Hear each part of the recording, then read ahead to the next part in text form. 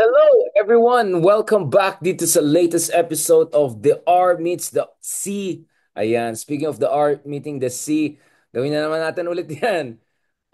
The greatest guy to ever run for the council in Mandaluyong, katulad ng sinabi natin sa live natin kahapon, and also on our Twitter feed the other day, ang daming positive response. Mandaluyong is very, very lucky to have this person running for the council. Ang ang dami niya mga ano ang dami niya mga adhikain, ang dami niya mga polisiya. Siguro pwede na maghiram si Mr. Bigyan ng jacket, 'di ba? Hep hep hooray, sabi nga nung isang tumatakbo sa Senate, yun na lang daw gagawin niya. Eto sigurado hindi hep hep hooray ang gagawin niya. So of course, as a matter of professional contractual obligation, bawal sa akin to endorse any party or something, but I will always make an exception and I'll stand by this. And definitely Kristan Numero 9, running for councilor in the city of Mandaluyong. Thank you very much, brother, for joining us. More power to you. Kamusta ang ating kampanya? Actually, alam mo, no, today, nakipagkita lang ako sa mga senior citizens natin dito sa Mandaluyong. At mag-hello na rin ako doon sa mga, mga pamilya poblador sa kanilang compound. Nakipagpulong sila sa akin at marami silang kinuwento sa akin tungkol sa Mandaluyong back in the 1930s. Okay, matagal na itong mga to na nasa Mandaluyong at nakita ko talaga na may puso talaga ang karamihan sa ating mga Pilipino na tumulong. At ang laking tulong na nabigay nila sa akin sa pakikipag-usap ko sa kanila. So yun, shout out lang dun sa mga Mandaleños na nakausap ko. And my God, lately, Richard, I've been campaigning, going around house to house. This is so difficult. Ang hirap talaga nito. Dahil kailangan mo makausap at makamayan mga 100,000 na tauhan. Oh, wow, ang dami sobra. So yun yung pinakamahirap na parte nito.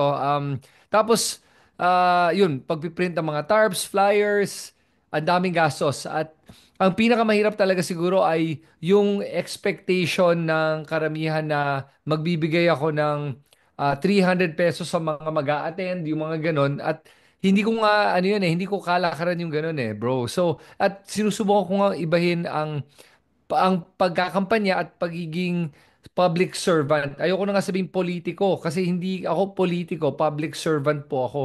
So yun ang mga nakikita kong kailangan baguhin sa atin. At hindi mabilis kasi naiintindihan ko ni ating mga kababayan na pag sinabi mo pwede ka bang dumalaw dito o tumayo sa kalye para sumuporta, syempre may pangangailangan din yung mga yan Kasi 'di ba, hindi sila magtatrabaho ng ilang oras so para sa araw na yon. So yun, so babalansehin dapat natin yon. Pero magastos tong kampanya, yun ang masasabi ko, magastos talaga to. Well, I mean, you said something about parang buong sangkatauhan ang minimit mo. I mean, that gives you a perspective of how many people were killed by Duterte, allegedly, right? Like, I remember I had the talk in this event sa MOA Bayan, and there were like 25,000 people live there. Of course, not for me. I was part of a bigger event. And biglang nag-sink in sa akin, oh my God, pwede mong actually, that's Mhm. basically the number allegedly killed by Duterte's drug war. So, yung enormity sinks in, di ba? Once you press flesh with thousands and Yes. thousands and thousands of people.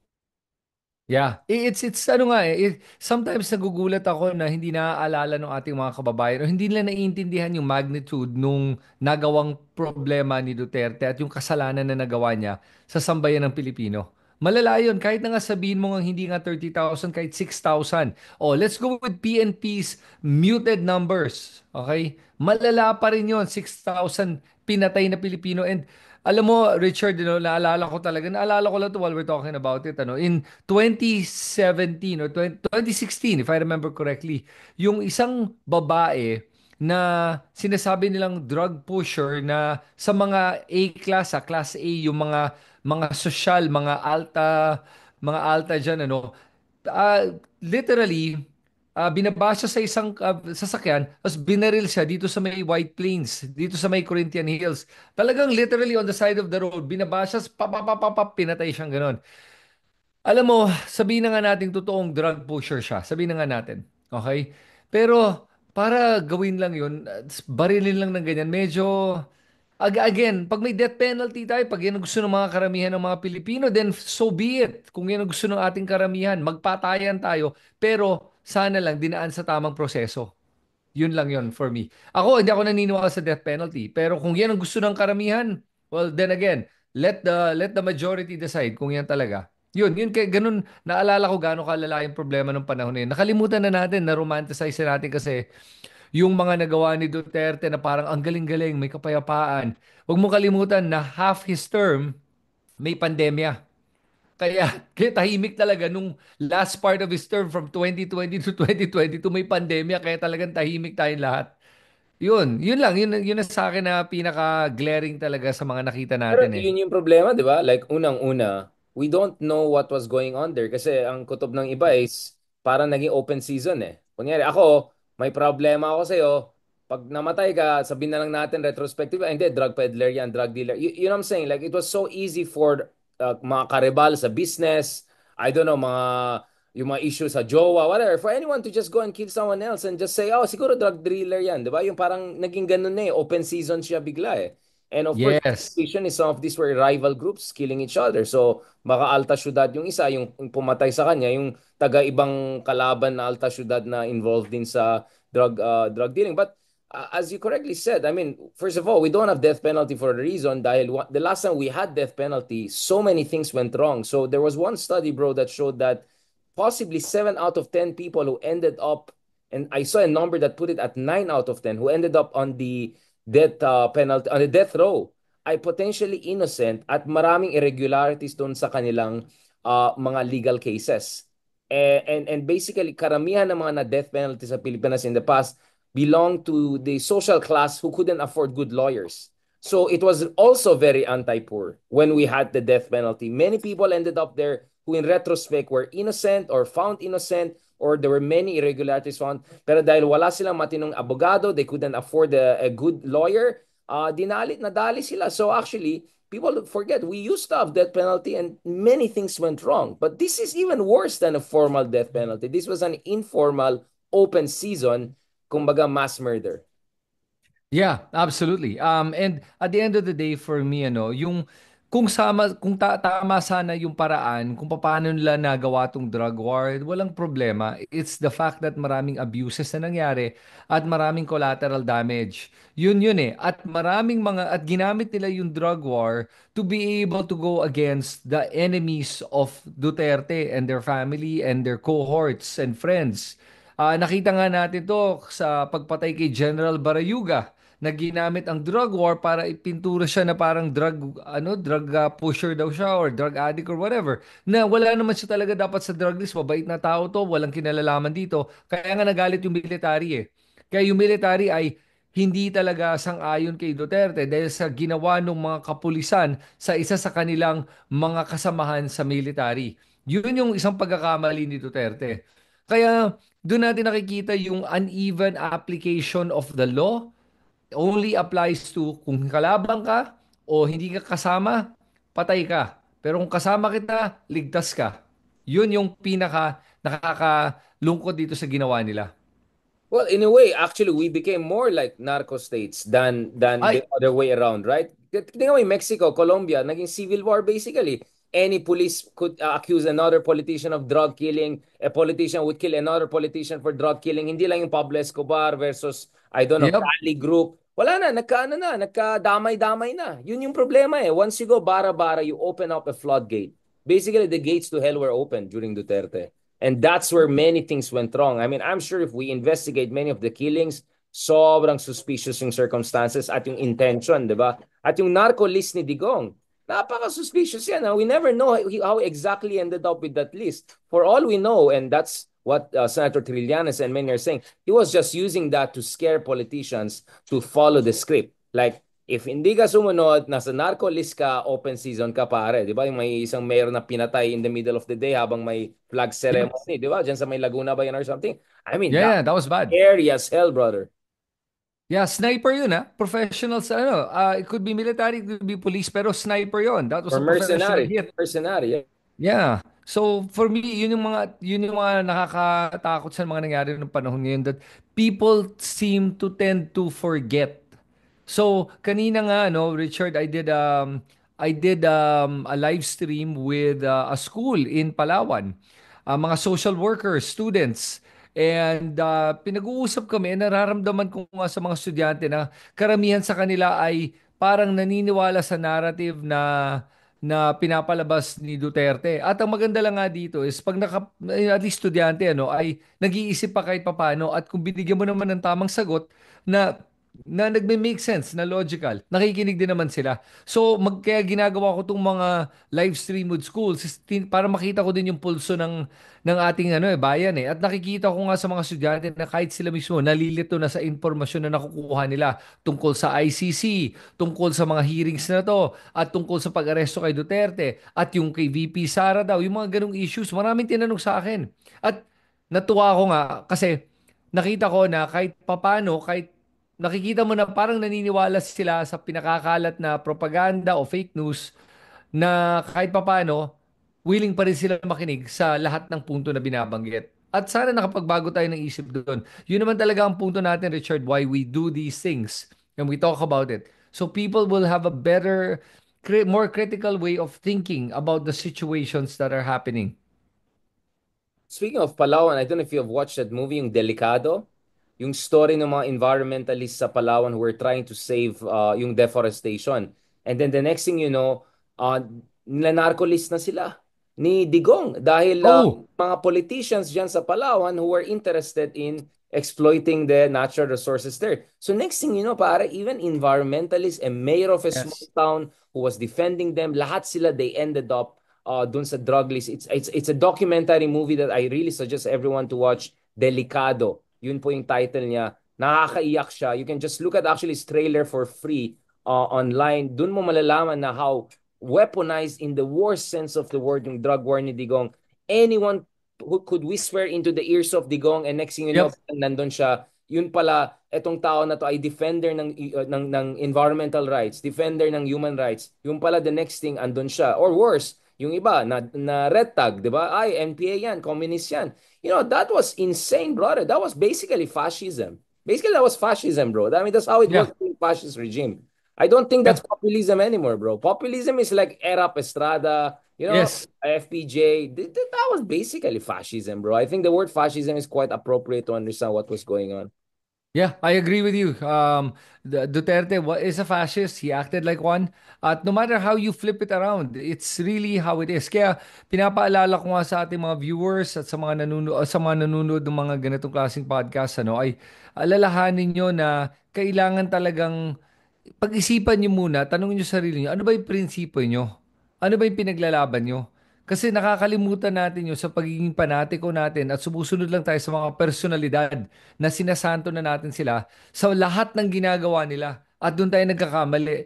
Yun ang, kahit na sinong sinusuportahan mo, importante na maalala nyo yung mensaheng yun na unahin mo yung prinsipyo mo, unahin mo yung bansa mo, na kahit na ano pa sino pa sinusundan mo, makikita mo na pag may ginawa silang mali, kaya mo i-call out, kaya mong i-criticize, at kaya mong to hold them accountable sa kanilang mga pagkakamali. Absolutely, brother. I mean, I think for anyone who was bothered to watch us throughout the years, diba? We criticize all sides. We criticize BBM, we criticize Lenny, sometimes we criticize sabi mo, cringe ka nga kay Senator Trillanes back in the day, We are fair, we're on a case-to-case basis tayo. Nagkataon lang talaga, worst talaga si Digong. Worst Yeah. ever. Ay, hindi na namin kasalanan if the facts say he's the worst. Yeah. Soon ICC would say he's something more than worse. Alam mo na, di ba? So, I mean, this is a crazy situation. But speaking of that, yun ang problema natin, di ba?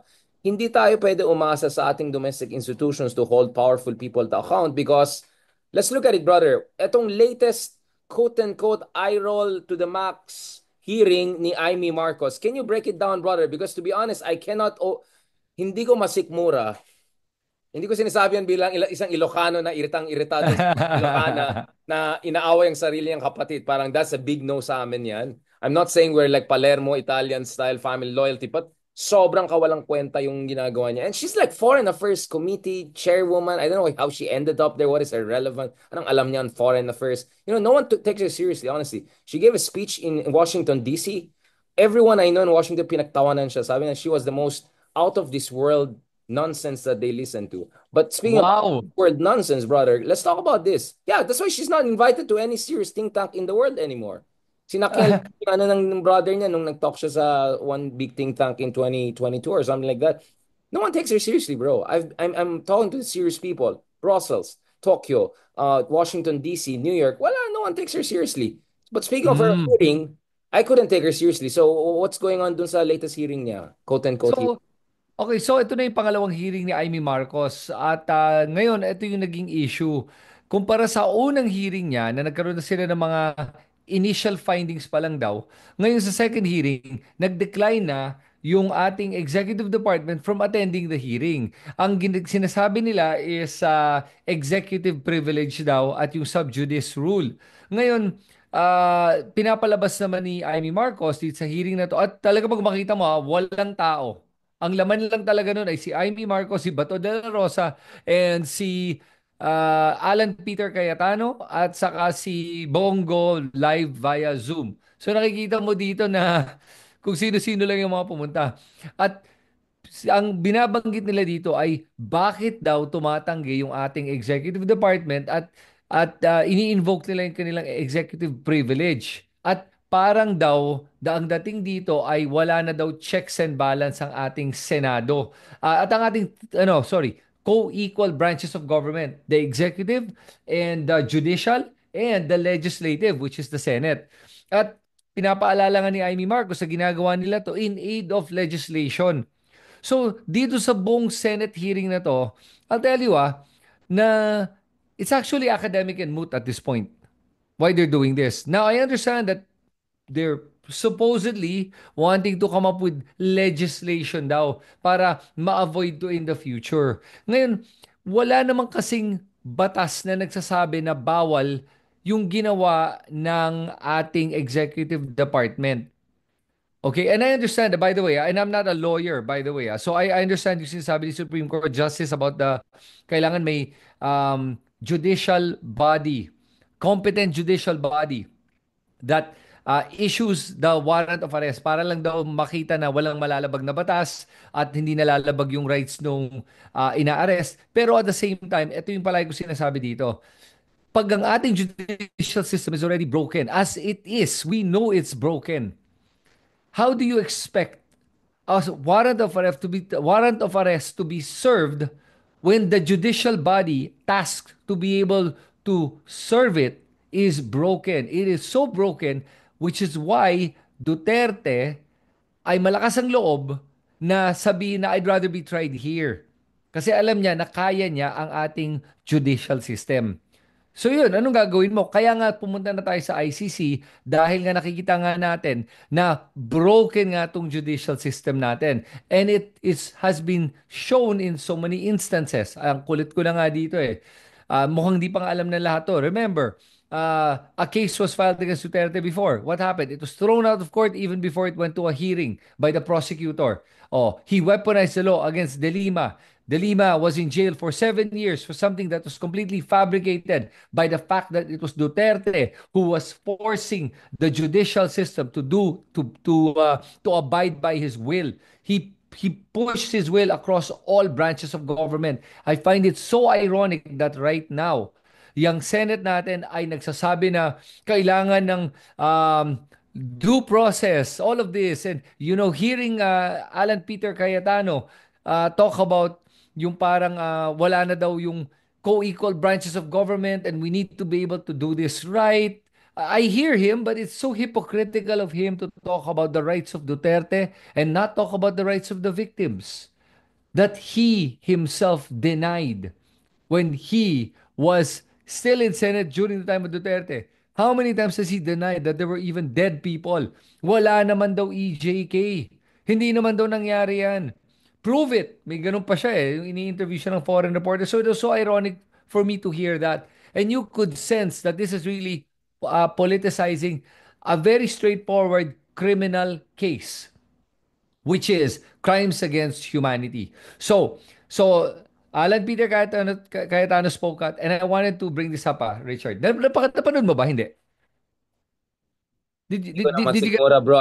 I might just laugh at it. Kaya I rather Okay. actually analyze it, brother. It's so ridiculous. I mean, seriously, you have Bato de la Rosa who's also being accused. I mean, how are you gonna take that seriously? Bongo was smart enough to join via Zoom. Parang ano na lang. tick the box na lang siguro para hindi ma-question loyalty. He's quite smart. I'll give that to Bongo. Cayetano, seriously, Vice President of Digong. Cayetano, this is the same Cayetano na naging Speaker of the House under Duterte under the most questionable circumstance. This Yep. Cayetano was part of the same Senate which failed in its constitutional duty to hold Duterte account. And when there were a few senators who spoke up, like Senator De Lima, what did they do to Senator De Lima? Yep. Shame on these people. They have zero moral credibility whatsoever. And I'm not very certain if ever the government looks into their practices. Speaking of that, Jinggoy, mukhang na-turn down yung kanyang effort to have his graft conviction overturned by Sandigan Ban. I'm just saying, like, we're talking about some people that are actually convicted, right? And some of the Yeah. other people who have many skeletons in their closet, they have to be very careful how they're treading this needle. Yes. So, ito lang yung madadagdag ko doon, ano. With regards to Peter Cayetano, one of the things that struck me with what he said was he is very good with manipulating reality or facts to be able to suit his truth. Okay? So, one of the things that he said that struck me was sinabi niya na alam mo, ano ba ang problema natin ngayon sa mundo natin, ano, dito sa Pilipinas, ano? Pag may isang low-ranking police officer na nagsasabi ng kanyang sama ng loob at nagki-criticize, okay lang. Ah, hindi, bawal 'yon. Pero pag si General Torre na ilang beses natin nakita nagki-criticize, okay lang 'yon. So he now for the layman who's listening to this, it makes sense, 'di ba? Oo nga, bakit nga ba ang isang junior officer hindi pwede mag-criticize at ang isang general tulad ni General Torre ay pwede mag-criticize? Ito po yung nakalimutan niyang banggitin. Pag hindi ka matalas mag-isip, mag-a-agree ka lang kay Cayetano. Doon siya magaling. Okay. So, ano yung tinanggal niyang impormasyon? Ito po yon. Kasi po, ang kapulisan ay hindi pwede magsabi ng kanilang sama ng loob at magtawag ng kanilang mga kasamahan na para magrebelde laban sa gobyerno. Meron silang sworn duty, okay, to uphold the Constitution and the constitutionally mandated executive department, the president, and all its branches to enforce the law. Okay? So yun ang problema dun sa junior ranking police officer sa mga sinabi niya. Okay, he went against his sworn duty. Ang sinasabi naman ni General Torra ay kaiba-iba doon. Hindi niya kinikriticize yung government. Kinikriticize niya yung mga tao na kailangan arestuhin na umiiwas sa pag-aaresto. Iba pong usapan yan. Kaya yung mga ganong nuances kailangan talagang pansinin mo kasi kung hindi mo mapapansin, maniniwala ka na lang kay Alan Peter Cayetano and you'll believe in this logical fallacy he's creating. Oh, number one. Number two, my God, Richard, si Bato de la Rosa. The irony of Bato de la Rosa naman.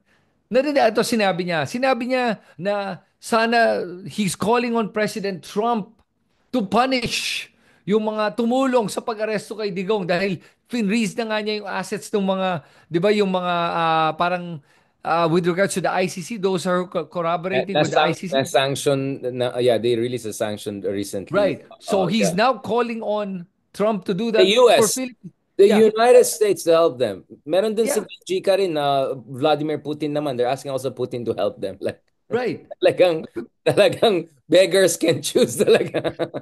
Pati si Xi Jinping, sinulatan nila. Ayaw na nga si Jinping sa kanila eh. Kaya, ganyan. You know, ang point ko lang dito, Richard, is this, with regards to Bato de la Rosa, it is, he is the one crying for our sovereignty, the sovereignty of our nation. Kailangan maprotektahan. Hindi pwedeng pumayag ang dayuhan na parang to lord over us. And now he's asking Trump to lord over us. The irony of Bato de la Rosa, my God. Kaya talaga sa akin pag kung kayo nanonood ka na itong live stream na to, si boboto mo si Bato de la Rosa, ewan ko na talaga sa'yo. Okay? Hindi ka na sa tamang pag-iisip. Yung mga ganyan ay sayang sa pera ng ating Senado, sayang sa oras natin. At buti na lang itong Senate hearing nila ay 2 oras lang. Kasi nga, walang nag-attend at wala naman silang bagong na ipakitang ebidensya. Nasabi na ni Amy Marcos ang lahat na gusto niya sabihin. At alam mo ba, Richard, ang punto lang ng Senate hearing, eto lang, na iba yung sinasabi ng executive department kumpara sa kanilang ginawa. At hindi daw sila forthcoming or with the information na tumulong naman daw sila. Okay, tumulong naman talaga sila eh. Sinabi naman ng buong executive department, yes, tumulong kami maaresto si Digong. What did you expect?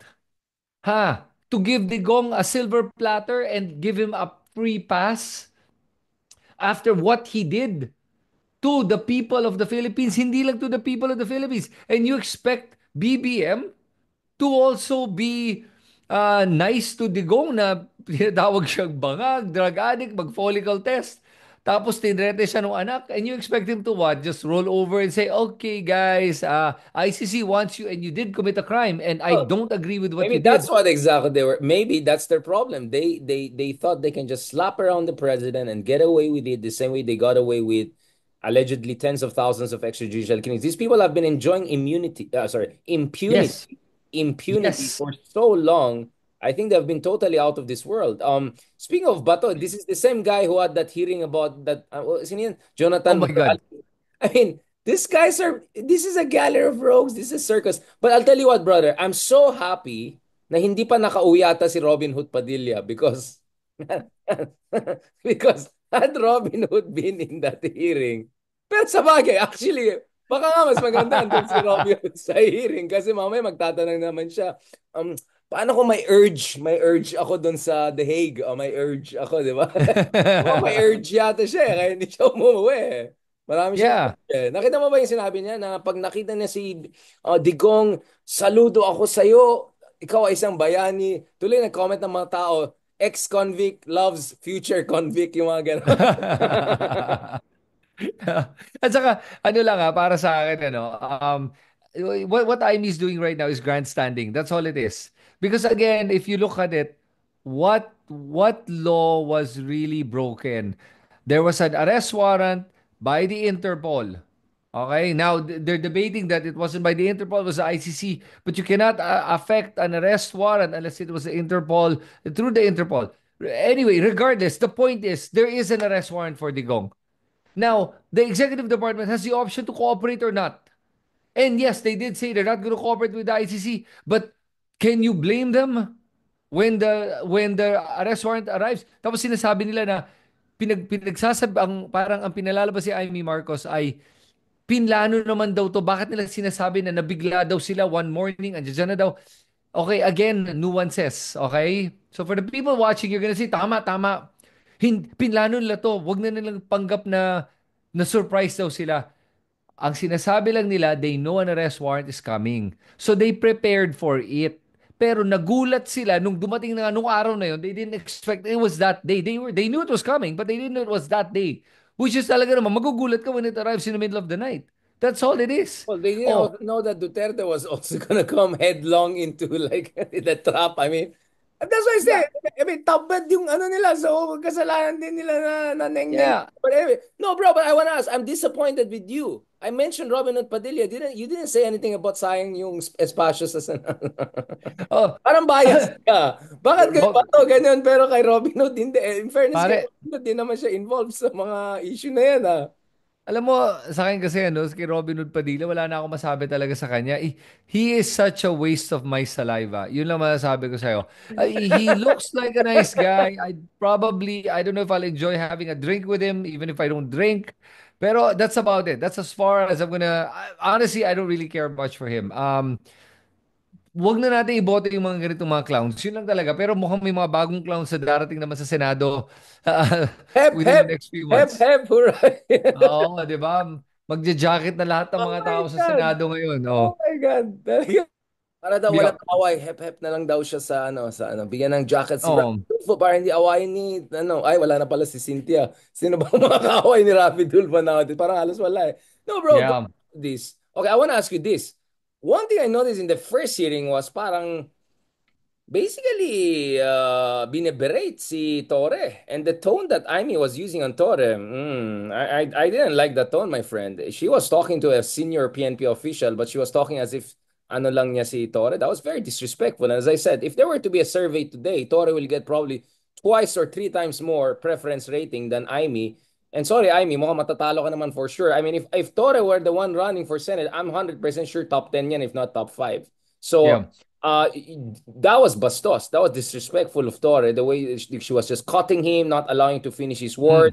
And then the two Remulla brothers had to strongman each other and kind of come in and all of that. But siguro part of that was also like we don't want to be part of this circus. This is nonsense. Babastusin mo lang naman kami. Wala namang kwento yung ginagawa niya. Nagpapakyut lang kayo dun sa base niyo. But what do you think, bro, about yung mga anime ngayon? Hindi na Ghibli Studio ang ginagamit natin, para hindi magalit yung mga kaibigan natin. Yung ano, yung namamangka sa gitna ng dalawang ilog, tapos ngayon namamangka na daw sa lupa. Anong take mo yung sa namamangka sa lupa na Um, situation? Alam mo right now, ano, with Amy Marcos talaga, wala ano eh, her political career is dead. She's not trusted. Definitely, no Marcos supporter wants to support Amy Marcos. Okay? Being the traitor to the Marcos family. Now, the other one is, yung mga Duterte supporters are very cautious of Amy Marcos. I mean, Panelo is hilarious kung paano niya binatikos at pinahiya at pinagtawanan si Amy Marcos ng paulit-ulit. At yun na nga, pati ako naniniwala Hindi nga ko ako alam na, yun. Sorry. So, the Panelo one I know is yung parang tinanong sa kanya, kamusta kayo ni Harry Roque? Who? Hindi, pero, okay, ano yung kay, So, hindi ko alam yung kay Amy Angle niya. Ano yung Amy Angle niya? Sorry, I don't know that. okay, so nung tinanong sa kanya, ano tingin mo din sa Senate hearing ni Amy Marcos, natatawa lang ako kasi sagot lang ni Panelo is, lokohin mo lelang mo. Sinabi niya yun to Amy Marcos, sabi niya. Wow, that's it, bro. That's it. Yeah. Thanks to And Panalo yun, ha? Panalo yung Panelo. yeah, and Yeah, then Panalo. tinanong sa kanya ulit about it. Sabi niya, alam niyo, ganito lang. Kung seryoso si Amy Marcos na talagang against siya sa kanyang kapatid, magsampa na siya ng kaso. Sampa na niya yung impeachment complaint niya. Siya magsampa. Otherwise, BS lang daw. Grandstanding. Siya nga ata naggamit ng word na grandstanding ginagawa ni Marcos dahil gusto niyang manalo sa eleksyon. At akala He niya, knows that very well. oh yeah, the way he said it, sabi niya, akala ni Amy mabubudol niya or maluloko niya ang mga supporters si Duterte kaya niya to ginagawa. Hindi naman niya talaga interesado para protektahan at tulungan si Duterte kasi kung talagang gagawin niya yon, nagsampa na yan ng impeachment complaint against Duterte, against BBM. Oh, bakit hindi niya ginagawa? Then hinamon niya, gawin mo, magsampa ka. Walang sagot si Amy as usual. At nakakatawa din yung labanan ni Amy Marcos at ni Attorney Claire Castro. At para sa akin, supalpal si Amy Marcos on a lot of different ways talaga. But with regards to the way she was behaving or acting towards General Torre, alam mo, I'll try to be objective with this. Ang daming beses nakita natin yung ganung ugali sa ating mga senador sa mga iba't ibang resource people. Some deservedly, some undeservedly. So, I guess that's just how it is. And it reflects more on the person than the other one that's being taunted. Which is why na-appreciate ko yung Quadcom nung time na pumunta si Digong. Kahit na sobrang bastos na ng resource person, magalang pa rin silang lahat. Hanggang Yun yung sa end, I baliktad, di was, ba? Bastos yung resource person, oh, but mabait yung Kongreso. Ito baliktad. exact. Sobrang bait nga eh. At saka may respeto sila sa lahat ng resource people, pati sa mga biktima. Yun ang importante. Unlike the Senate, na binastos ni De La Rosa pa yung ating mga biktima. Namatayan na nga, babasusin mo pa sa Senado na parang ikaw pa yung mali, ikaw pa yung may kasalanan. Tapos sasantuin mo si Duterte. Oh my God, it Shame was on such these a people. joke. Yeah, shame on these people. Pero ako Yeah. pa rin, bro, I'll never forget Jonathan Morales saying, basta ako, hindi katulad ng buti na senador. Hindi ako Oh konti. yeah. Speaking Yeah. of which, mukhang hindi makalusot si ano Si Oh, not the good one, not the good one. Not right. the good one. And And then babanggitin ko lang that so sinusubukan pala ni I don't know if it was Bato de la Rosa that asked for a subpoena on the executive department. I think in particular they wanted General Torre to attend. Pero kailangan ng pirma ng Senate President. Tumanggi na daw si Chisa Escudero, hindi niya pipirmahan 'yon. So walang subpoena. Kaya nga nakikita mo that Boy, si Cheese. Talagang yeah. Well, it's at this all the point, Congress, sina Amy Marcos are grasping at straws. There is no more need for another Senate hearing. Okay, it's just grandstanding and it's just trying to get her name out there. I agree with that. At hindi lang yun, to try to keep the conversation relevant on the arrest of Duterte. When at this point, it's moot and academic, we just have to discuss the one thing about that arrest. Guilty ba si Duterte o hindi? Yun na yun. Bottom line, he now has his day in court. That's all that needs to be Let's discussed. just wait for that. Yeah, let's just wait for that. But Ang dami nilang time bigla ngayon, no? Ang dati sinasabi, busy-busy sila to go to Senate, discuss impeachment. Pa ngayon, ang daming time. May hearing, isa pang hearing, gusto pa nila mag-hearing. Buti pa si Cheese parang pinagsabi, oy, umayos na kayo dyan. I'm doing my best Yeah. here to give you guys excuse not to do the impeachment trial. Pero parang ang dami niyong oras bigla ngayon. Yung isa nga, nasa Hague pa rin eh. Dami niyang oras abroad eh. Hindi naman makaano. Hindi naman niya ma-meet si Digong. Um, I'm very shocked, bro. No, thanks to you. Suddenly, I like Panelo. Suddenly, I like cheese. I never thought I would agree with Panelo on anything, but ano ulit sinabi ni Panelo? Lokohin mo lelang mo. Oh my goodness. Let's have Panelo on this show. Parang biglang gusto ko na siya. Um, Pero alam mo, with regards to Panelo, kasi I've always seen him as a little bit of a clown, the way he looks, and he's very animated. And cringy. Yeah, no, cringe, may cringe factor to si Panelo eh. Pero I think ever since na wala na sa posisyon si Duterte, mas maingat na siya magsalita ngayon at mas sinusundan na niya yung linya ng kanyang pagiging abogado. At pinakinggan mo talaga mas sobrang ingat niya magsalita ngayon. Kaya wala kang mahuhuli kay Panelo sa panahon ngayon eh. At pag bumanat siya, alam niya yung ano eh, yung binabanat niya eh. Kaya nga to si Harry Roque, kawawa to talaga Panalo. kay Panelo eh. In the end, Panelo will survive and thrive, and Harry will be, I don't know, no man's land nga, sabi mo, di ba? No man's land si Harry. Let's talk about this big issue, big question that is coming up. So, two things, no? Unang-una, do you think it's time for us to openly call it? I mean, I'm basically doing it already. This idea na, okay, kung ikaw ay supporter ng Team Liwanag slash Pink, Progressive, whatever you want to call it, obviously you have at least two candidates who have a pretty decent chance. Pangilinan and Aquino. Mhm. Having said that, there are 12 slots, right? There are Yes. 12 slots. So some people would say realistically, the best case scenario here is 9-1, meaning two from Team Liwanag, nine from administration dahil ang dami nilang resources, ang dami nilang pera, dami nilang buduts. And then basically Bongo. Basically Bongo because Bongo is just too strong, right? Not to be at least in top 12, if not top 5. Ah. So people are saying realistically, you're looking at 9-1 as the best case scenario. But there could be also a scenario of like 6-6, right? Or 7-5. Meaning, because Philip Salvador suddenly is doing better, Jimmy Bondoc had a double-digit increase. Bato might have even a rally at the last moment. And you never know with Aimee. Baka biglang maging friendly na siya sa brother niya at the last minute and things. And then suddenly you'll have a very different situation whereby, Mm. whoa, your next Senate will have even more people who may not vote against Sara Duterte or may not even want to have a trial against Sara. Do you get what I'm saying? So that Mhm. raises an interesting question or dilemma rather. Kung ikaw ay supporter ng Team Liwanag and you know realistically you have two or three candidates you can get into top 12, shouldn't your next move be prevent the Team Kadiliman from having more than one getting in so that at least you have more Alianza people there together with Bam, together with Kiko, and then you have the numbers, right? I know, I mean, this is really like real politic, right? I mean, Mhm. in an ideal world, parang ayaw natin sa pareho, right? Gusto natin Right. iwanag lahat. But in this world that we live in, you're looking at two maximum, three maybe from Team Liwanag in the most optimistic scenario. Yep. And then it's basically Alianza versus could be one, could be four, could be five. So maybe again, I know this is going to be very controversial. Maybe it's time for some of our Kakampink or our Team Liwanag friends to look at the possibility of voting for some Alianza candidates. I know you're not fan of Pacquiao. I know you're not fan of Tito Soto. I don't know. I don't maybe Erwin, but you rather vote for them because if they don't get enough vote, the other side might get four or five people in.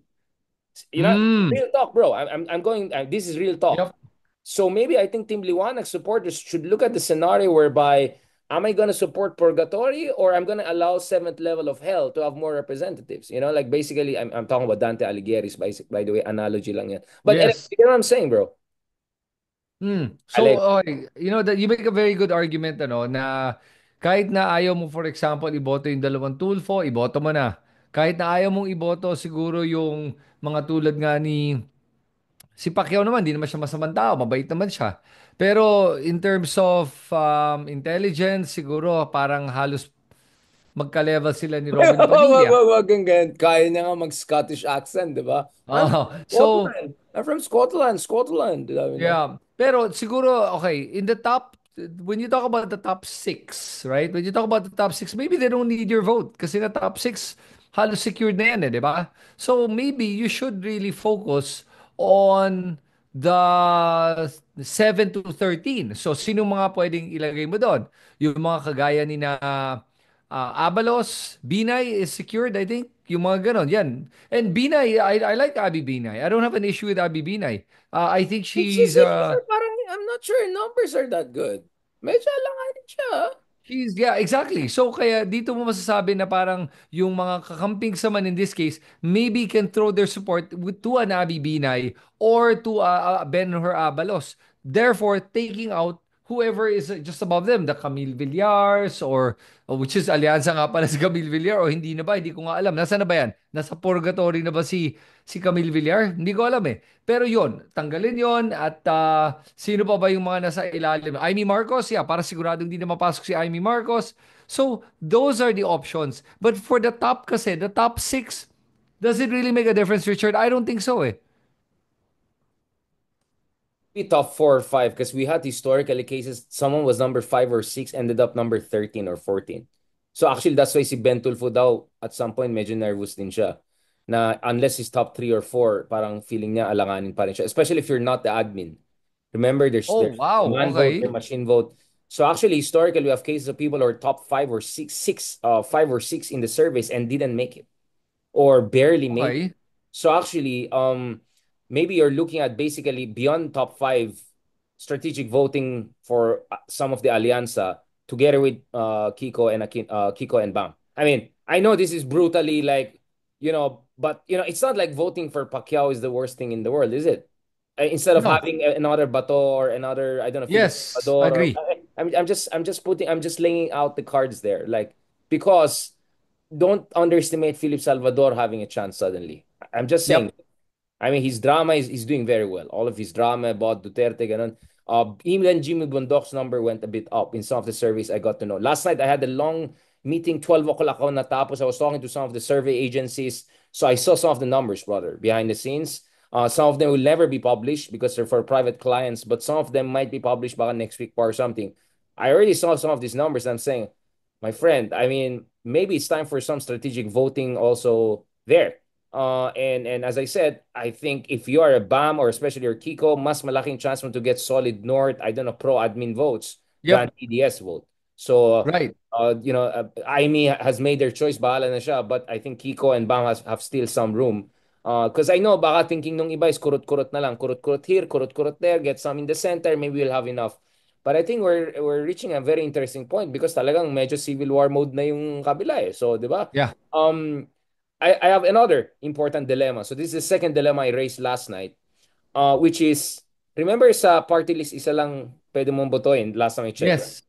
So actually, alanganin ng Akbayan and mas alanganin ng Mamayan Liberal based on some of the numbers I've seen. So first of all, because not many even Team Liwanag supporters vote for party list, ang konti ng tao bumoboto sa party list, Mm. ang baba yung share of vote. Pangalawa, if hindi mag-strategically split ang mga Team Liwanag and centrist people between Mamayan Liberal and Akbayan, you might have a scenario whereby someone as great as baka Shell mukhang may chance eh kasi first nominee siya ng Akbayan eh. But can you Yep. imagine letting go of the chance of having a Leila de Lima caliber in the Congress or even my fellow Cordilleran si Teddy Bagilat in the Congress, not to mention Yeah. keeping Percy Sendaño, the great congressman of Akbayan now, who's now in the Congress. Do you get what I'm saying? Like, we have to talk about the party list too, brother. Yeah, Because, you're right. brother, Um, I'm actually a bit worried. I hope people are not going to take this wrongly. I think there should be also strategic vote whereby first, lahat ng mga Team Liwanag dyan, good people, good, great people, go out and vote for party list and then make sure you give enough to both Mamayan Liberal and Akbayan. But you only have one choice, right? So kung may kilala ka, for instance, na Akbayan na siya, you vote siguro for Mamayan Liberal, right? To make sure that Chel and, I don't know, Leila, both of them have a good chance to be there. Because I want them to be there, especially if who knows? They could be part of the prosecution if there's a trial Yes. in the Senate. Do you get what I'm saying? I mean, Congressman Luistro is great, but honestly, Luistro and but De Lima is here. Like Chel Jokno is there. I mean, no offense. I mean, Luistro is good. But like Chel Jokno and De Lima are next level in every sense of the word. Chel Jokno is like a legal genius. Senator De Lima is like former DOJ secretary, basically our woman, our Mandela, right? I mean, you need those people there. So I'm a bit worried about seeing the little interest people are showing in the party list. Do not forget, Mamayan Liberal and Akbayan, both of them need what? Siguro 1 million vote each to at least have one or two nominee in. Sobrang hirap to pare kasi ang laki ng vote na pumupunta sa Ako Bicol to Right. I don't know even yung may group na angkas na yata and Duterte Youth bro they might get three nominees. I mean this is crazy. So guys, Yeah. please pay attention also to the party list and talk to each other and make sure both Lenny and Chell and Percy and all of the good guys and good people there have a good chance. I don't think we're talking enough about that, brother. And I'm a bit worried, to be honest, looking at some of the numbers now. Yeah, I think with regards to ML kasi one thing that I did notice a lot of people are confused with ML, the initials. That they And really have to martial do. law. 'Di ba? I mean, yeah, and then what's ML, 'di ba? Oh, mamamayang liberal. So, and it's a mouthful. Maybe they could have made it simpler. I don't know. But at the end of the day, as long as they get their brand across and people know ML to vote for ML. Pero wala masyadong brand recall yung ML. In my opinion, but I could be wrong.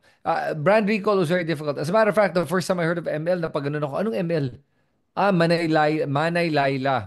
Tapos, Oo nga pala, mamamayang pwede rin liberal. Manila rin yung ML, no? Yeah. Oo, kaya ganun. Pero yun na nga eh. Unlike Akbayan Akbayan, I think naman they'll have a good chance. And ML is a new party list. So, there's a lot of things going against them. But I'm hoping the story of De Lima will be able to propel her into the Senate, to Congress. Which is why what was weird for me was when she decided nga to run for Congress rather than Senate. It's a lower threshold when you talk about total numbers. And if you have a base, kaya naman yun. It's just making sure that everyone in that base understands that, oh, don't forget to vote for ML. So they're gonna count on the, let's say, the Lenny votes that should be able to drive ML into the party list. So hopefully everyone nga that at least on the kakamping side will remember that and be able to vote ML. I think that's the important thing. Hopefully tomorrow morning we're gonna continue this conversation. I want to talk a bit more about Trump. Maybe we'll leave it for tomorrow once we get some rest. I know you have early morning also campaign and important things to do. Mabuhay ka, brother. Thank you so much again for joining us. I just felt we had to get this out of system kasi ito na, malapit ng elections. I think it's time for real talk. I know there are gonna be some dilawan, some haters who are gonna say, oh, ito na naman si Richard pushing for a grand coalition between admin and all. I'm just giving you the real numbers and reality and scenarios.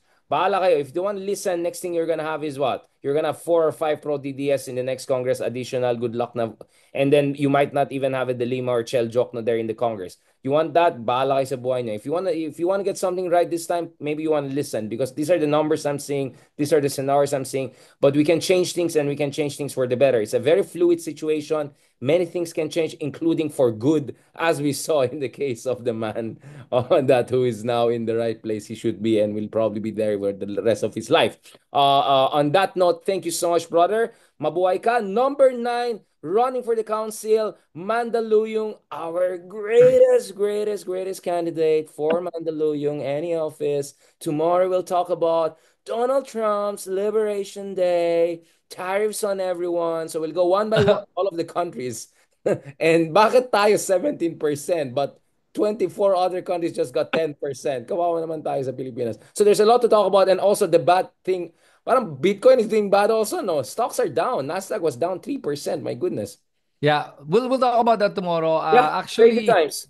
Bitcoin is part of the risk on assets, and Yeah, but there's positive indicators that I'm seeing that Bitcoin could be actually insulated from Trump. hopefully. Yeah. Trump proof. There's some Let's really good Trump news proof on that. Bitcoin. Yeah, let's Trump Yeah. proof Bitcoin. I know I get you triggered whenever I bring Bitcoin, but But I hope I get people triggered too whenever I bring in Trump. Donald Trump, Donald Trump. So tuloy natin, discussion natin ito. God willing, together with Secretary Llamas, mag-RRC naman tayo. Daming pag-usapan. Magpahinga ka na, brother. More power to you. More love to you. And my best wishes and my prayers for you, brother. Salamat, Richard. I'll see you tomorrow. God bless.